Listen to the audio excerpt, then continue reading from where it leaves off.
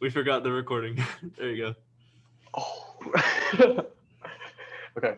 go. All right. I'll go back one slide for. No. Just go from here. Screw it. Okay. Are you sure? Yeah, fuck it. I'll just mention Hannah. Okay. I'll just show this. You can access the slide from the recording. You can access the recording and the slides later. We'll post this. All right. Back to this. So in computer vision, you really just try to find a function. Like the abstract of it is you try to find a function that can do useful stuff for you. And how do you find the function? Usually with machine learning libraries, you actually don't have to do much. You just run a framework and it does it for you. The only thing you need to worry about is like data, usually. Okay. So, uh, so obviously computer vision has a number of difficulties. Otherwise, it wouldn't be like an interesting field, and so many people are studying it. So, take one example. For some reason, when people try to explain computer vision examples, they use cats. So I use cats, and I like cats too. Anyway, so all of these are cats, but they are seen from different perspectives. Like they have different rotations in 3D. Like there are different views of different cats, and they have different colors. They have different apparent size, but they're all defined as cats, and we want computers to understand this. I've also included the last one, which could be controversial, whether it's a cat or not. It's from the Cats movie. But as it turned out, um, Google actually correctly identified the last picture as a cat. So that was cool. I tried Google's AI stuff, and I'll show you this. But first, so for computer to interpret an image, um, the main problems are the image have noise. So the image is never perfect. You can't define a very precise framework for the computers to understand pictures, because even if your model is correct, there's going to be noise. Also, an image is 2D while the real world is in 3D. So different things can happen to the same object, such as if you view it from different angles, if the object has different rotations, and there's also the perspective. And there's also the distracting background. And also, even the same object that humans would find similar could appear as various forms. So different breeds of dog can be hard to.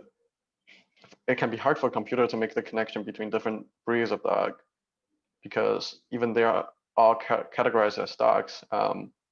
There's a lot of variation between everything that's called a dog. So I was going to show you this. Google actually did an impressive job of image recognition here. First, they correctly identified this thing as a cat, and which is correct, it is a cat. And also the image from the Cats movie, it kind of saw that it understood it's a person showing a face, and it also understood it looked like a cat. So that was very impressive. Um, all of this wasn't possible up until recently, because of the techniques I'm going to explain in a moment. Um, Before, it was very hard for computers to really uh, try to understand pictures. Even a simple problem as classification, was hard for computers to do because of these problems listed here.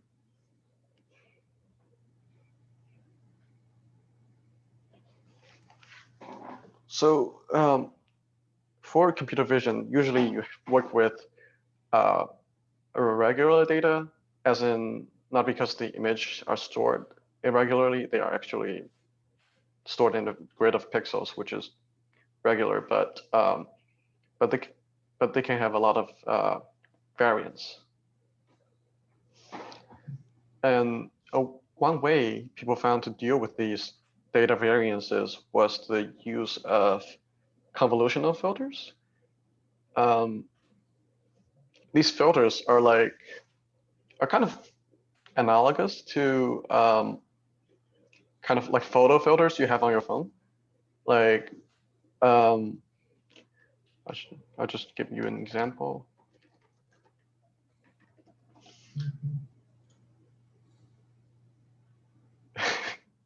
Just saw the chat. COVID cat. Yeah. So these filters they do kind of a similar thing to what photo filters do. They take an image and they process it so it's a different view, or it's a different form. It's a different interpretation of the same image as beginning. Like a typical example was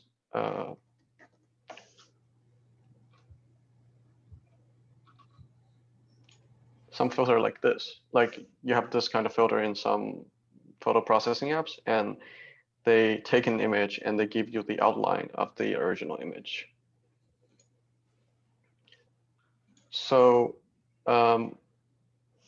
convolutional filters can take an image, and as I'll show later, they can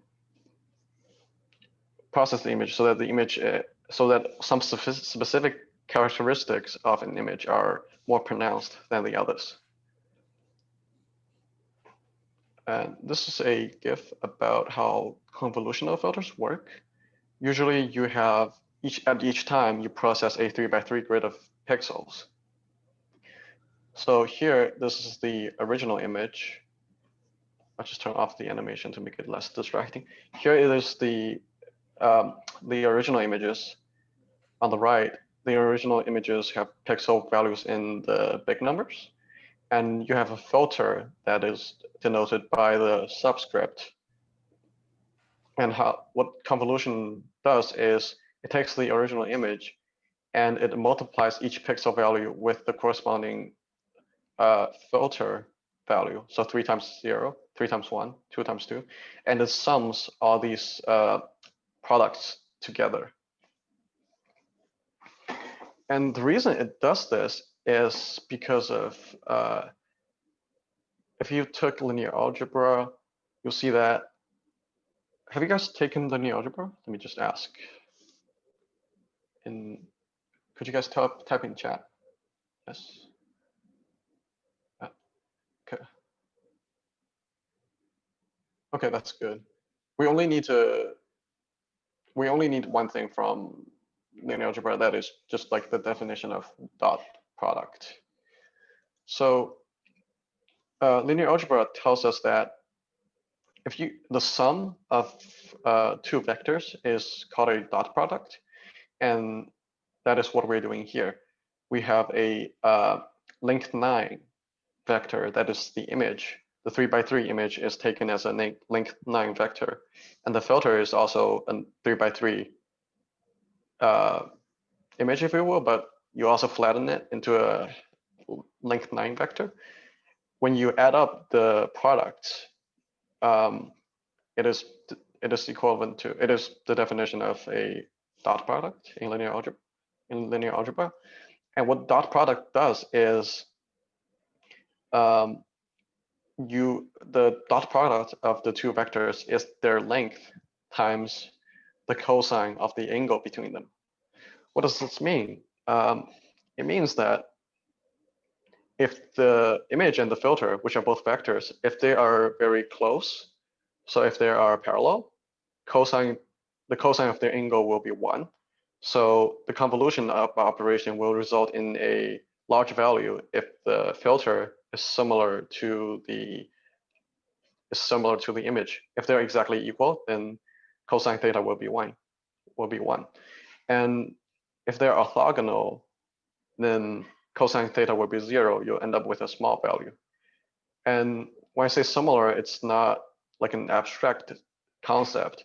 It's actually, you can see it in the image. So, if the convolutional filter is the same, exactly the same as the image, then the result will give you a value of 1.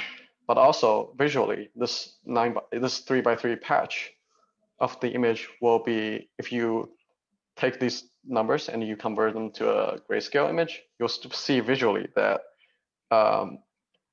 the parts of the image that results in a large value are actually visually similar to the grayscale image of the filter. So in this way, if you have a specific convolutional filter, it's gonna give you high values for parts of the image that are similar to the filter, and it's gonna give low values for parts of the image that are different from the filter. This way, the computer, or from a low level perspective, the computer can calculate kind of what parts of an image are similar to at each level. And there's a small note that while the resulting value is the dot product of the filter and the image, there usually is a activation function applied to the output to give it some sort of the non-linearity, because otherwise the entire convolutional operation would be entirely linear. And linear functions may not have enough representational power, or it's kind of theoretical, and it's just like theory and math. The idea is if you apply a function, a nonlinear function, it works better. It works better.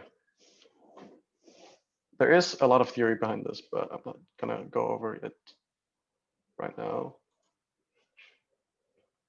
So the advantage of this is it kind of solves the problems with images we were talking about earlier.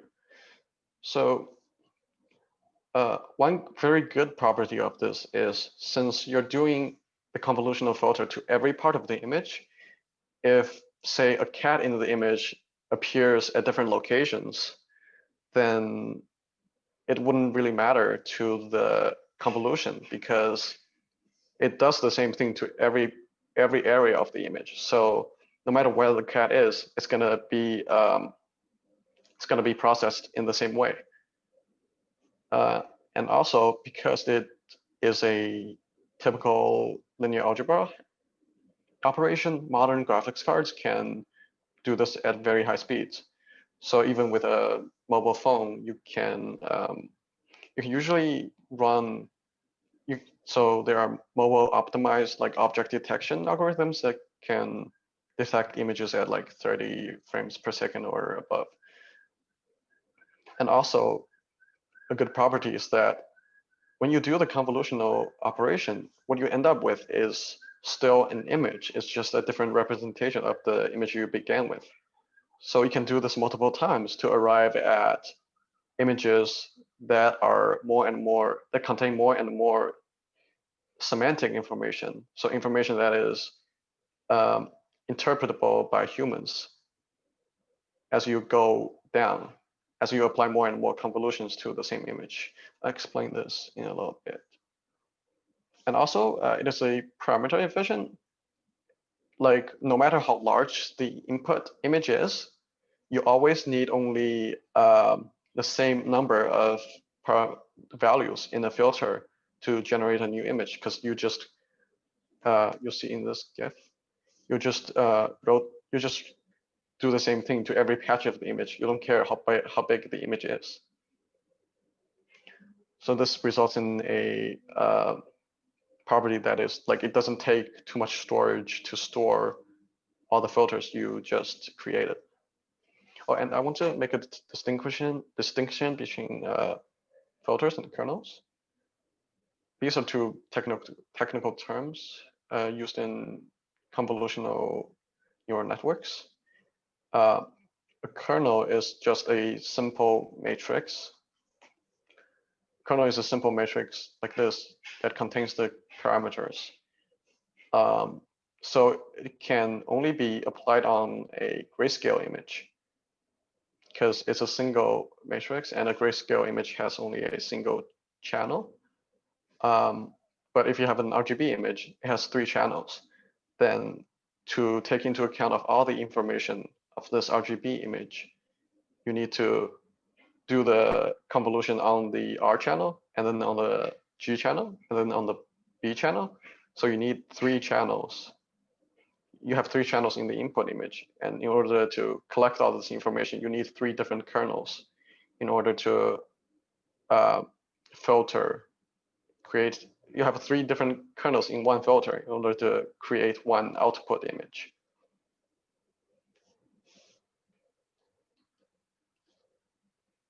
But that's not too important. The important thing is that the filter really is just trying to examine how different parts of an image are similar to what kind of features. I'll give a concrete example here. So these are 3 different filters, and if you apply them on an image, you'll see 3 different results. The first filter detects changes in the X direction. The second filter detects changes in the Y direction. The third filter just detects changes in general, in the edge of the image in general. So if you try to visualize this in terms of grayscale, it's like lines that become brighter as you move from left to right. And so it's kind of hard to visualize this, but if you apply this, if you compute the dot product of this filter, because the input image is grayscale, so you only need 1 kernel that's here per filter. So if you just compute the convolution, you'll see that parts of an image that have this kind of turning from, if parts of the image have lines that are getting brighter from dark to bright, or from bright to dark in the horizontal direction, it will result in very high or very low values when you apply this filter. And you can see it here in the bottom image. So you can see that the vertical lines are being picked up by the filter and are becoming more pronounced. They're either a lot brighter or a lot darker than the background.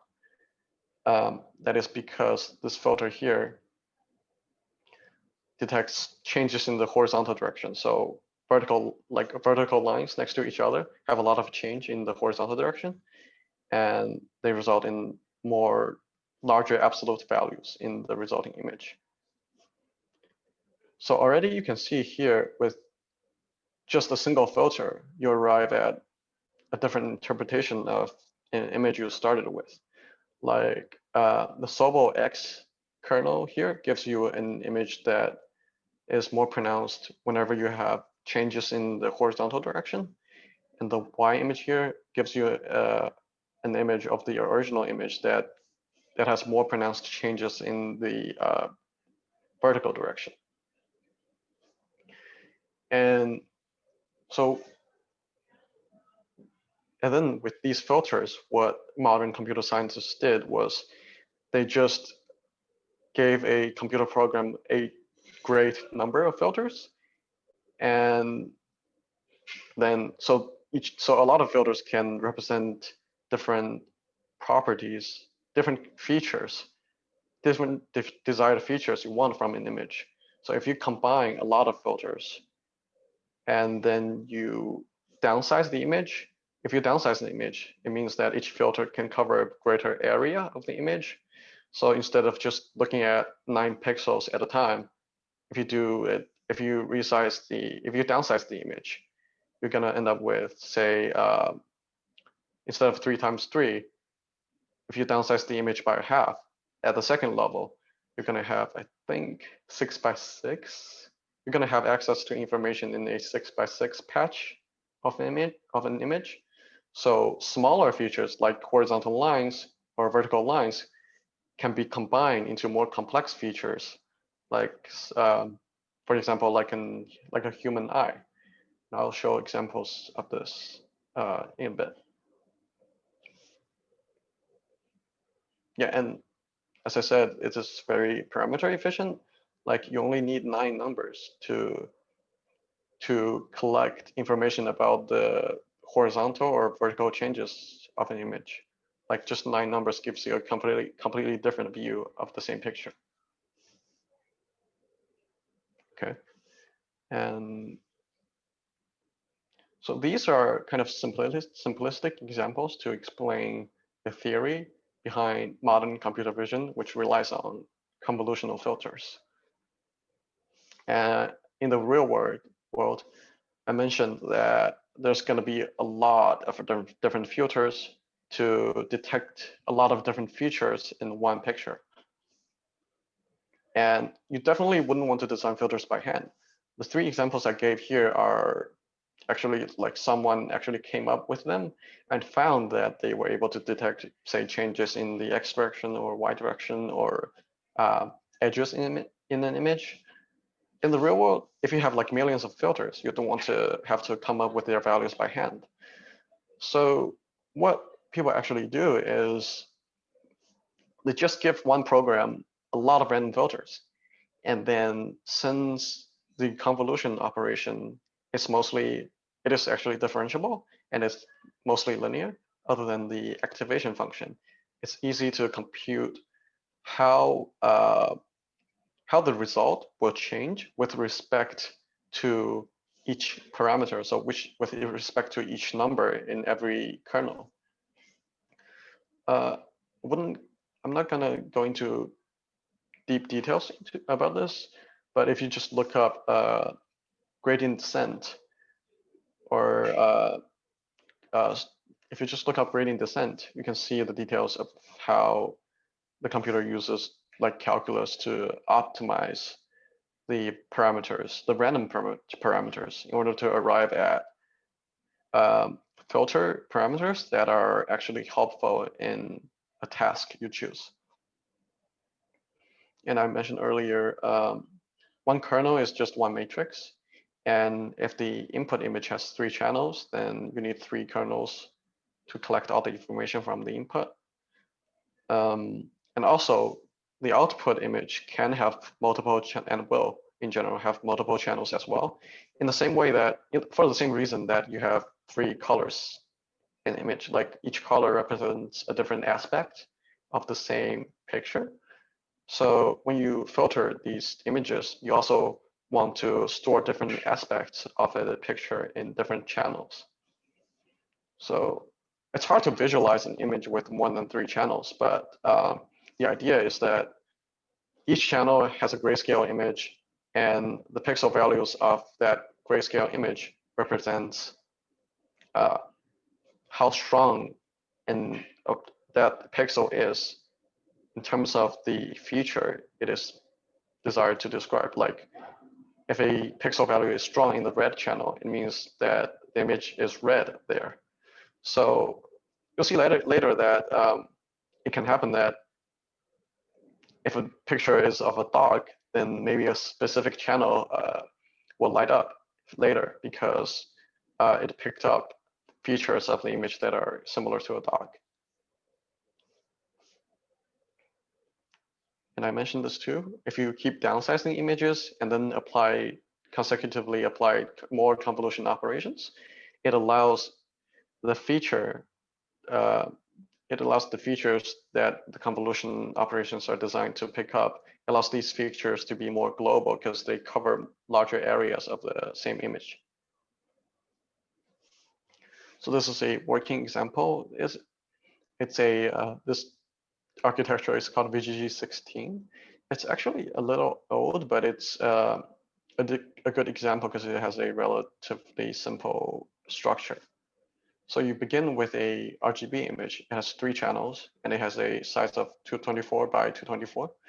The size actually doesn't have to be this size. It can change, but they resize all the training images to the same size. So it works best when you use it. You have the same input size. So in the beginning, you perform different convolution operations, and you end up with 64 channels, where each channel stores a different aspect of the same image you started with. And then you downsize, and then you downsize, and then you downsize again. Eventually, you reach a small enough size that different locations doesn't really contain any information. So you just flatten the whole thing into one vector. So you have 7 by 7 by 512. But what the program does here is actually it flattens it into one vector, and then tries to classify the resulting vector into a 1000 element vector. And it's 1000 here because it's trying to classify an image into 1000 categories. So each element represents the confidence of the image being of one specific category. So it's hard to classify something like the input for a computer because it's, first of all, it has a lot of data. And as I mentioned earlier, different images can mean the same thing. Like, I don't know, like trucks and cars can both be categorized as vehicles, but they look a lot different. But with a lot of filters and a lot of feature detection going on, eventually you end up with a stable representation in the end that can easily be classified into like a semantic category like vehicle. And so all this is just a theory. Like in theory, it will work. So how do we know it actually works in practice? Well, we kind of just know it works from experience. There isn't like some theory that says your program will work at your given computer vision task with 100% confidence. We just find that usually these work well in tasks such as image classification. So these are visualizations of a convolutional neural network. And what they mean is like, so the author of these images tried to generate a picture that can lead to the highest activation in some specific channel, in some specific layer of this architecture here. And so you'll see, if you look at here, these are images that happen to lead to the strongest activations in some specific layers. And you see here that for this channel here, well, a person, what looks like the lower body of a person leads to the strongest activation. So we can kind of estimate or infer that this channel is picking up features of an image that belongs to the lower body of a person. Same case happens here. You see pictures that look like human eyes lead to the strongest activations. And here, pictures that look like arches, correspond to the strongest activations. Or here, dogs, pictures that look like dogs correspond to the strongest activations. So we know from experience that these convolutional neural networks actually work. And they, after training with data, they end up with learning useful parameters that can pick up actual objects that you see in the real world. I don't know what this is exactly, but it looks like food or meals to me.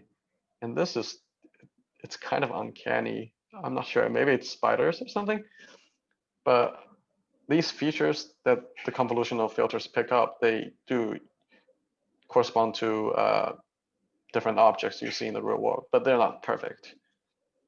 Because I mean, a computer program, even even the most advanced AI or like computer vision image classification software will make errors.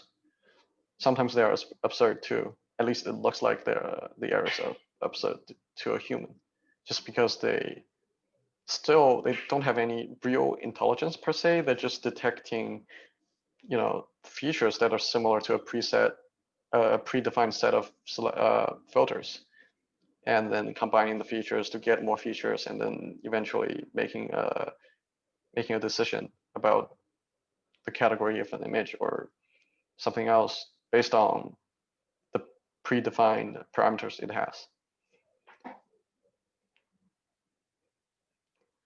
So all of this is meant to explain. So here I'm done with all the basics of the computer vision, specifically the convolutional neural network that is used as the foundation for most of the computer vision tasks. All of this is meant to state that, well, um, so basically it's just to tell you that it works. If you're not interested in the theory stuff, then this is not too important because you don't need to know all this to program. But if you are interested in the theory or if you want to do research on your own, then it's very important to read about the foundations of computer vision programs because it scientists are still making a lot of progress. They're still discovering a lot of new techniques about how to improve computer vision. So, okay, I'm just gonna have a little pause here. You guys good here? Any questions, comments before I begin with uh, how to get started?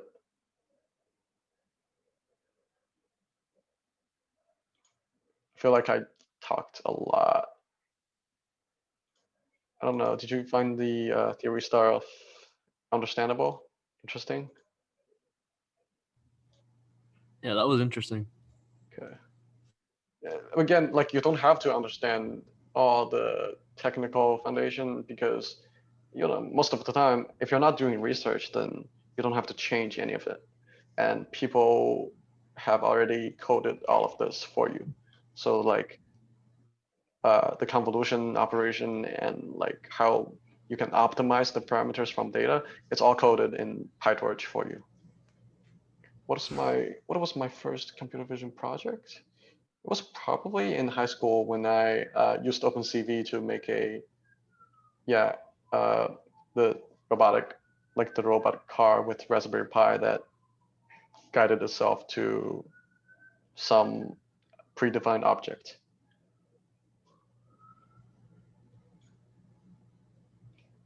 Okay. So, okay, I'm gonna talk about how you can get started with your own project. Um, Everything I mentioned here are widely accepted, and like all of the popular machine learning or computer vision frameworks support this. But I recommend using PyTorch with Python. There is, I mean, another one that a lot of people know about is TensorFlow, but I personally found it to be overly cumbersome for a lot of smaller computer vision stuff. Like it just seems too industrial and not very friendly to individual developers. PyTorch has a easier, for me, it's more intuitive. The grammar, the syntax is more intuitive. But in the end, they all like learn from each other when they update, like they copy each other's features. Um, Not necessarily in a bad way because they're all open source anyway, but they end up usually with the same set of functionalities. So it really depends on your personal like coding or learning style. But I personally prefer PyTorch because a lot of it just feels to me it's more intuitive and more customizable. And currently to do all of this, like to do the convolution, to do the computer vision, to run the computer vision programs with any reasonable speed, you need a dedicated graphics processor. Um, if you don't have it, I think our Courant offers GPU machines that you can request and use. So so it shouldn't really be a problem here. But so actually, right now, I think what matters the most is since someone mentioned big data in the beginning, which is I mean, the term big data isn't completely like a hoax because there honestly is so much data about everything you can gather online. Same applies to computer vision. So usually, if you think of anything, there is already some sort of a data set there, and chances are usually someone has already coded different parts of different parts of what your idea is necessitates already. So usually the resources are already there. So what matters most, I think, if you want to make your own computer vision project is how you will apply the resources that are already existing. I'm looking at the chat.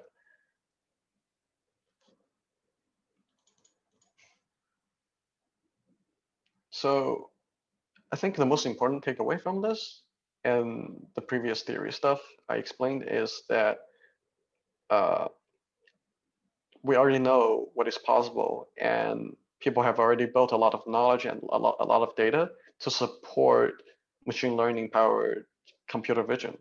So actually, there isn't too much to worry about, and the only thing stopping you from making your own project is just like how good your idea is, or whether you are actually have a passion for it and want to commit to making it.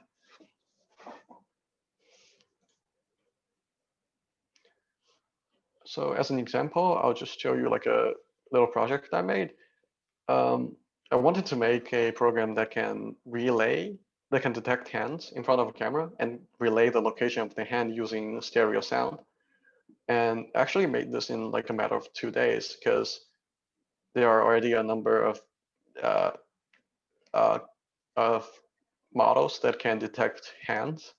And I just used a simple library to simulate the location of a sound. You can find the video here. Um, I don't think stereo sound will work over Zoom, so I'll just send the link in Zoom so you can uh, listen to the demo. Basically, there's basically if I place my hand in front of the camera, the computer will detect where the hand is and then play the location of the hand in the form of an audio, of a stereo audio, so you can feel where the hand is. I made it as a part of a research project. It's intended for blind people to use, like if a blind person wants to hand over an object to another person, but they don't know where the other person is, then this will tell them where the person is as well as where their hand is. The blind person can hear where the other person is and their hand is to give them an object. And as I said, this only took 2 days um, because the data was already there. Actually, the trained model was already there. So all I had to do was download them and just write some Python script to implement this function that I wanted. So it all comes down to really what you want to do and how you can organize and reorganize existing knowledge in the field.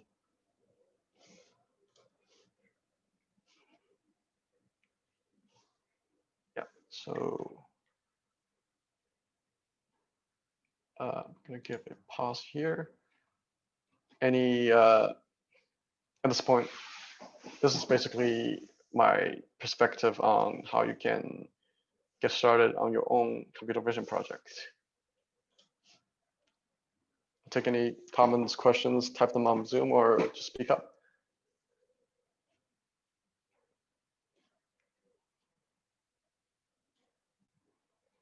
It's so quiet. Oh yeah, I'll give me a moment.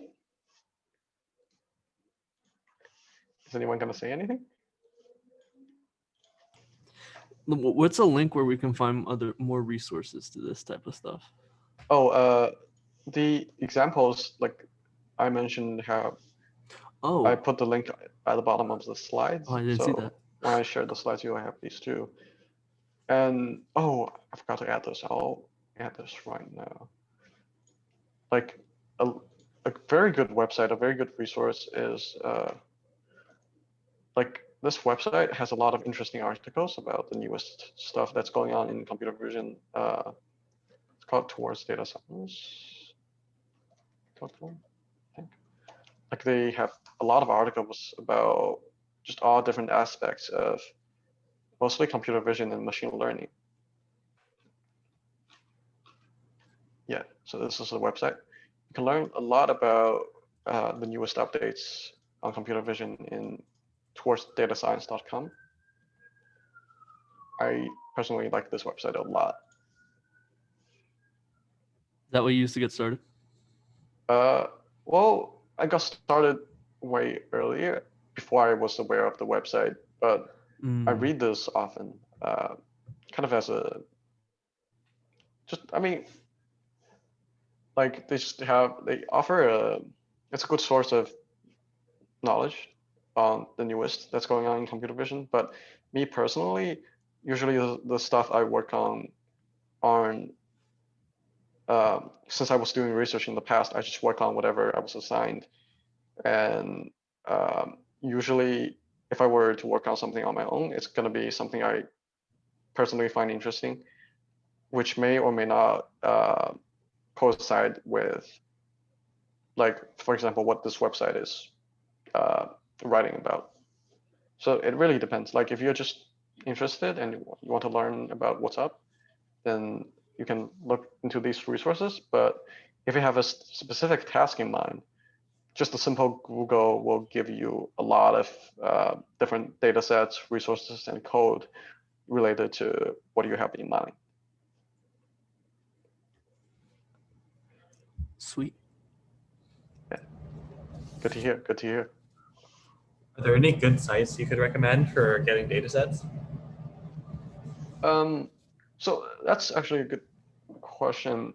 So oftentimes, people who make data sets are also like are not just making the data set itself. Sometimes a lot of data sets are published as like a aside to code or a paper they made. So like most often, a data set will be a part of a research paper. So there isn't really a website that collects a lot of data sets, but you have to find these. Well, yes, there are websites that will point you toward the data sets, but usually these data sets are, in the end, they're hosted on some like paper, some research paper website. Cool. Did that really answer your question? I'm sorry. Kind of, yeah. I was just looking at like, because I'm doing a project and that kind of uses OpenCV, and I was having a hard time finding like a good data set. Sorry, on what? Oh, I was just doing like a project and I was looking for good data sets to use with it, and I was having a hard time with it. What did you say it was about? It's about recognizing like traffic lights. Oh, yeah. Actually, I was looking for like a related topic the other day, and I found a lot of data sets somehow about traffic signs. Like, there's a lot of stuff that there's a lot of data sets about recognizing traffic signs, but I'm not sure. Yeah, because I looked into this as well. I'm not sure if I found a specific one that allowed the program to recognize this, like the signal of a traffic light. Okay, cool. Maybe the best way would be first you recognize where the traffic light is, and like you just look at the colors. Maybe that would be an approach. I'm not entirely sure, but I'm not. Yeah. I'm pretty sure it's possible because the autonomous driving cars are doing it.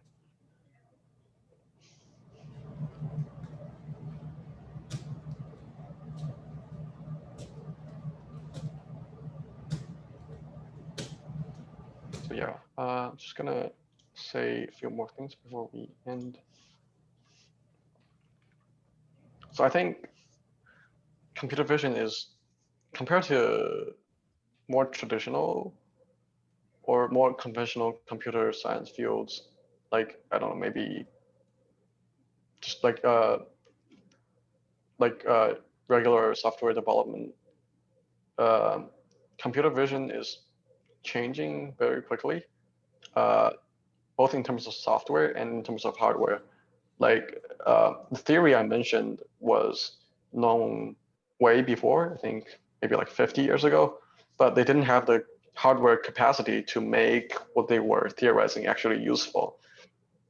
And today, because of the advancements of graphics processing units, graphics cards, people are able to fit like billions of parameters into a neural network. So just the sheer number of parameters allows it to remember and I wouldn't say understand, but like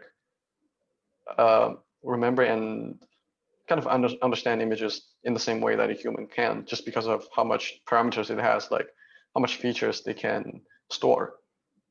So the point is, a lot of this is advancing very rapidly. So there's always new stuff that's going on, and it's easy to make contribution to this field because it's still new. It's still, there's a lot of stuff yet to be discovered. So if you're not that much into research, then I think just pick a topic you're interested in, and probably you can find a way to make it. You can find a way to realize it because of how many people are already working on computer vision and how much data set there is.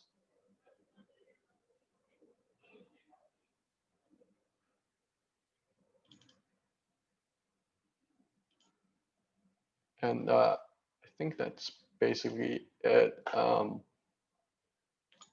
One more thing I want to add is computer vision is a good excuse to get yourself a very good graphics card, because I mean, I would just tell myself that I'm buying it to work on the latest computer vision programs, but it's good at playing games too, so double the benefit. It's mad expensive though. Yeah, well, it's for science, It's for science. It's You could just it's say that. actually for science. Yes. Oh yeah, what graphics card do you have? I have a 1080 Ti. Just noticed my camera went out, so here. I have a 1080 Ti that I got from I borrowed, I suppose, from my research position. Like, although I'm not currently still doing research, like the professor is in Abu Dhabi and everybody's working remote, so no one is in New York. So I'm just kind of temporarily keeping my graphics card I'm using for research. But yeah. I don't think they'll last for that back in quite a while. yeah. That's good. It's a free graphics card. Yeah, you better hope they forget, dude. Oh yeah, for sure.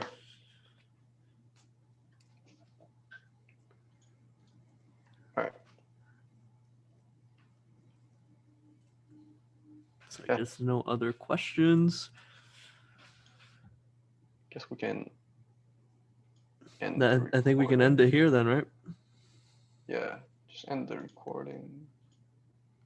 Wait, do I have the permission? Do you see it?